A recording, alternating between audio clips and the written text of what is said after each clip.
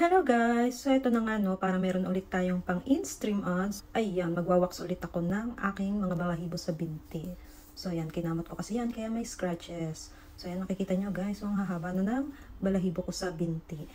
So ayan, yan yung aking ginagamit na wax and wax heater. So ayan, kailangan guys, mainit na yung inyong wax para madali na siyang i-apply sa inyong legs. Ayan, tapos gamitan siya ng strip. So medyo nahihirapan ako dito sa part ng likod kasi syempre kailangan i-bend ko maigi yung aking legs. So ayan, dito naman sa kabilang side. So ayan, sa mga nagtatanong guys kung masakit ba ang pagwa-wax, masakit siya. Syempre nabubunot ng sabay-sabay yung balahibo mo. Ayan, so medyo masakit talaga, pero sanay na naman ako. Syempre, tiis ganda ang tawag siya. So ayan na guys, sa part na to medyo nalinis ko na yung aking legs. So ayan na nga pala yung mga nagamit ko guys. At syempre, after mong mag-wax, kailangan gumamit ka ng oil. So itong ginagamit kong oil na to is body oil.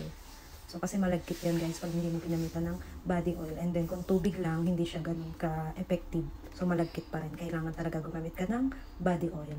So yun na guys. O diba, medyo kuminis-kinis na yung aking legs. Nawala na yung haba at kulot-kulot kong balahibo. So yan lang guys. Thank you for watching.